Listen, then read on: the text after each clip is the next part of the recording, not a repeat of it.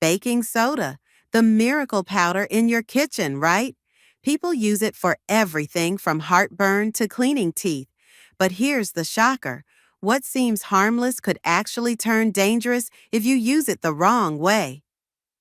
Hi, I'm Grandma Maggie from Health 4S. Today, we're diving into the real story behind baking soda. Yes, it can help, but it can also harm, especially if you're over 50.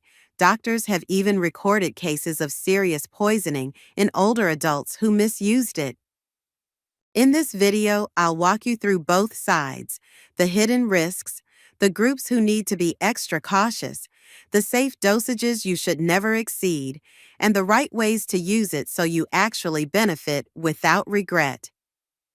Now, I'd love to hear from you. Have you ever used baking soda for health reasons? Drop your experience in the comments below. And don't forget to like this video, share it with a friend, and hit that subscribe button so you won't miss more senior health tips from me. Now, let's get real about the hidden side of baking soda. While it sounds like a safe, everyday powder, using too much or using it the wrong way can turn it from a friend into a silent enemy. One of the biggest risks is how it disrupts your body's acid-base balance.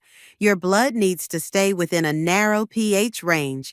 If you drink too much baking soda, your body can become overly alkaline, causing nausea, muscle weakness, and even irregular heart rhythms. Another danger comes from the sodium itself. Just 1 teaspoon of baking soda contains about 260 milligrams of sodium. That's more than half of the recommended daily sodium limit for adults. This means higher blood pressure, more fluid retention, and extra stress on your heart and kidneys. Your stomach isn't safe either. Overusing baking soda may irritate the stomach lining, leading to bloating, cramping, or diarrhea. And if you've been brushing with it daily, here's a caution. Its abrasive texture can wear down your tooth enamel over time, leaving teeth more sensitive. Even on the skin, baking soda isn't always gentle. Using it repeatedly as a scrub or mask can dry out your skin and cause irritation. Dermatologists warn that the natural pH of skin is slightly acidic, and baking soda can throw that balance off. So here's the takeaway. Baking soda does have useful purposes, but it's not risk-free. Moderation is key, and knowing the right context makes all the difference. In the next part, I'll share who should be extra cautious and why some groups need to avoid it almost completely.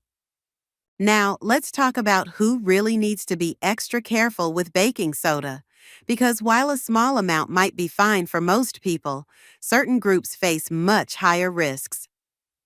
If you have kidney problems, listen closely.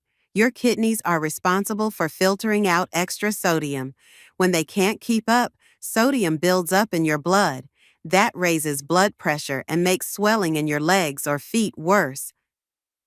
People with high blood pressure or heart disease should also be cautious. With over 200 milligrams of sodium per teaspoon, that extra load could be dangerous for someone managing hypertension or heart rhythm issues. For those with osteoporosis, long-term overuse of baking soda can interfere with calcium absorption. Your bones need calcium to stay strong, and too much alkalinity in the body may tip the balance in the wrong direction. Pregnant or breastfeeding women should avoid using baking soda internally unless specifically advised by a doctor. There's not enough solid research proving it's safe for mom or baby, so it's better to be cautious. Kids under 6 are another sensitive group. Their developing nervous system can react unpredictably, and even a small overdose might cause serious effects. And finally, seniors over 65. As we age, kidney function naturally declines. That means the same amount of baking soda that seems harmless in younger adults could be risky for older bodies. So, if you or someone you care for falls into any of these groups, it's best to think twice before reaching for that baking soda remedy. Up next, I'll show you the safe ways to use it without putting your health on the line. All right, now that we've seen the risks, let's look at how to use baking soda safely, because the truth is, it's not all bad. If you stick to the right amounts and the right purposes, it can still be a very helpful tool. Medical experts recommend clear guidelines. For adults, never take more than 1 or 4 teaspoons at a time. Always dissolve it in at least 4 to 8 ounces of water, and never keep using it for more than 2 weeks in a row. For people over 60, the safe daily limit is around 100 milliequivalents of sodium bicarbonate, which equals a few small doses spread out, not big spoonfuls. So, when does it make sense? For occasional heartburn, you can mix a quarter teaspoon in 1 full glass of water up to 3 times a day, but only for short-term relief. For dental care, a pinch of baking soda mixed with your toothpaste once or twice a week can gently help with surface stains, but don't overdo it, or you'll damage your enamel. On the skin, a little paste of baking soda and water can calm insect bites or minor rashes. Just apply it for a short time and rinse off. And around the home, baking soda is still one of the best natural deodorizers. Just leave an open box in the fridge, sprinkle some in your shoes, or freshen up the garbage disposal. What science does support is this: baking soda neutralizes acid quickly, has mild antibacterial properties, and is a safe deodorizer. But it's not a cure-all, and it's never meant to replace proper medical treatment. So think of it like a friendly helper in the kitchen and medicine cabinet, as long as you respect its limits. Next, let's cover something really important: how baking soda interacts with medications and the warning signs that mean you should stop right away. Before you reach for that box of baking soda again, there's one more thing we really need to talk about: drug interactions and warning signs. This part is critical, especially if you're on daily medication.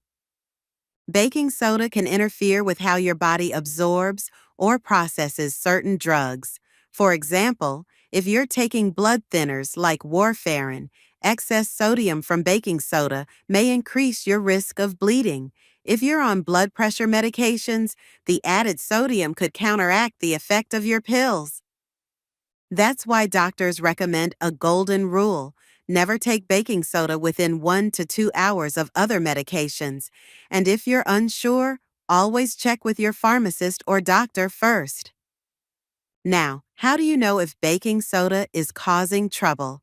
Watch for these red flags: nausea, dizziness, stomach pain, diarrhea, unusual tooth sensitivity, skin irritation, or swelling in your hands and feet. If you notice any of these, stop right away and call your doctor.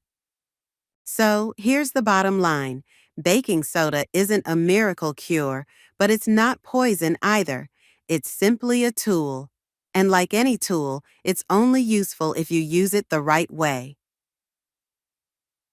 The key takeaways: stick to the safe dosage, use it for short-term relief only, and never treat it as a replacement for proper medical care. For seniors especially, the risks are higher, so being cautious is twice as important. Now, I'd love to hear from you. Have you tried baking soda for heartburn, skin care, or around the house? Share your safe experiences in the comments below. And if this video helped you, please give it a like, pass it along to someone who might benefit, and subscribe to Health 4S for more simple science-backed tips for healthier living. Don't forget to tap the bell so you never miss an update from me.